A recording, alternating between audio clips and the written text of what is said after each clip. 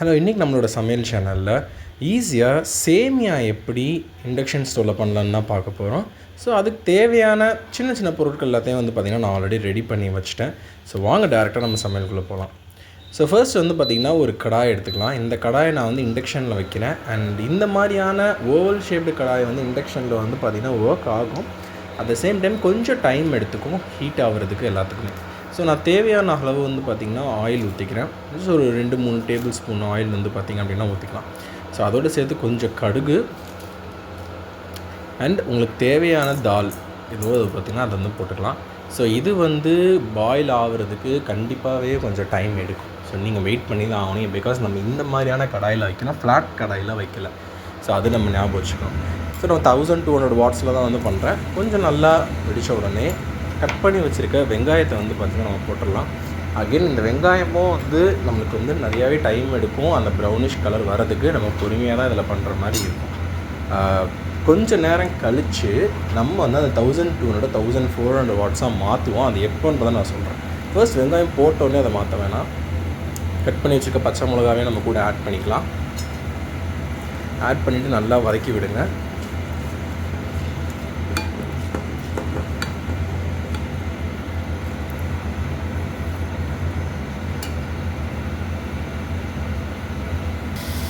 So வதக்கினதுக்கப்புறம் நல்லாவே தெரியும். அது கொஞ்சம் கொஞ்சமாக அந்த உள்ளே இருக்க ஆயில் பார்த்திங்கன்னா அந்த வெங்காயத்தை நல்லாவே பொரிக்க ஆரம்பிக்கும். இதுக்கு ஆப்வியஸ்லி கொஞ்சம் டைம் ஆகும் அப்படின்றத நான் சொல்லியிருந்தேன். அதுக்கப்புறம் நல்லா இன்னும் கொஞ்சம் எஃபெக்டிவாக கொதிக்கிறதுக்கு கொஞ்சம் உப்பு நம்ம ஆட் பண்ணிக்கலாம். ஒரு டேபிள் ஸ்பூன் உப்பு பார்த்திங்கன்னா போட்டுக்கோங்க. ஸோ தட் அந்த வெங்காயம் இன்னும் கொஞ்சம் நல்லா கலர் மாறுறதுக்கு அது ஹெல்ப் பண்ணும்.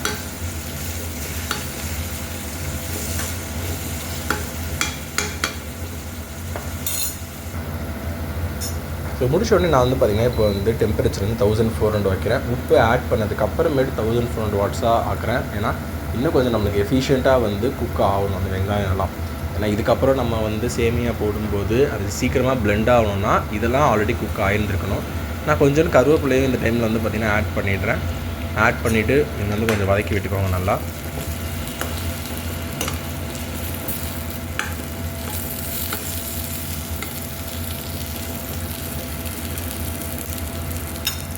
ஸோ வதக்கி விட்டுட்டு கொஞ்சோண்டு தண்ணி நம்ம பார்த்திங்கன்னா ஆட் பண்ணணும். நான் பார்த்திங்கன்னா 2 பேர் சாப்பிட்ற மாதிரி இருக்கிறதால கிட்டத்தட்ட பார்த்திங்கன்னா ஒரு 2 டம்ளர் தண்ணி பார்த்திங்கன்னா 2 சின்ன டம்ளர் தண்ணி நான் ஆட் பண்ணுறேன்.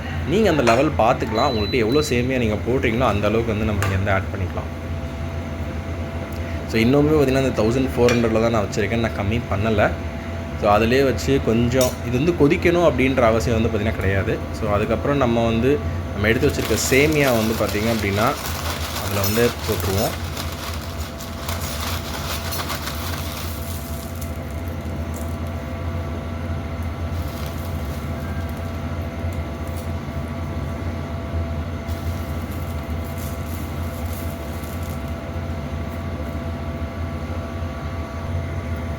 ஸோ சேமியா போட்டு நல்லா இது பண்ணி விடுங்க. நல்லா கீழே இருக்கிற வெங்காயம் அந்த தண்ணி எல்லாத்துக்குமே முங்குற மாதிரி பண்ணிவிடுங்க. ஸோ தட் அது நல்லா பாயில் ஆகி நல்லா சாஃப்ட் ஆகணும். ஸோ நல்லா சாஃப்ட் ஆனதுக்கப்புறமேட்டு உங்களுக்கு நல்லாவே டிஃப்ரென்ஸ் தெரியும். நம்ம இப்போ கிளற அது பார்த்திங்கன்னா நல்லா சாஃப்டாகி பிளெண்ட் ஆகி வந்துடும். கிட்டத்தட்ட ஒரு நூடுல்ஸ் பண்ணுற அந்த ஃபீலே தான் பார்த்திங்கன்னா உங்களுக்கு வரும். ஸோ இப்போ உங்களுக்கு பார்த்தாலே தெரிஞ்சிச்சு சூப்பரான ஒரு சேமியா பார்த்திங்கன்னா நம்ம இண்டக்ஷன்லேயே ரெடி பண்ணிட்டோம். ஸோ இந்த மாதிரியான இன்ட்ரெஸ்டிங் வீடியோஸ் பார்க்கணுன்னா நம்மளோட இண்டக்ஷன் சமையல் சேனலை சப்ஸ்கிரைப் பண்ணிக்கோங்க. டெய்லி உங்களுக்காக புது வீடியோஸ் போடுறோம்.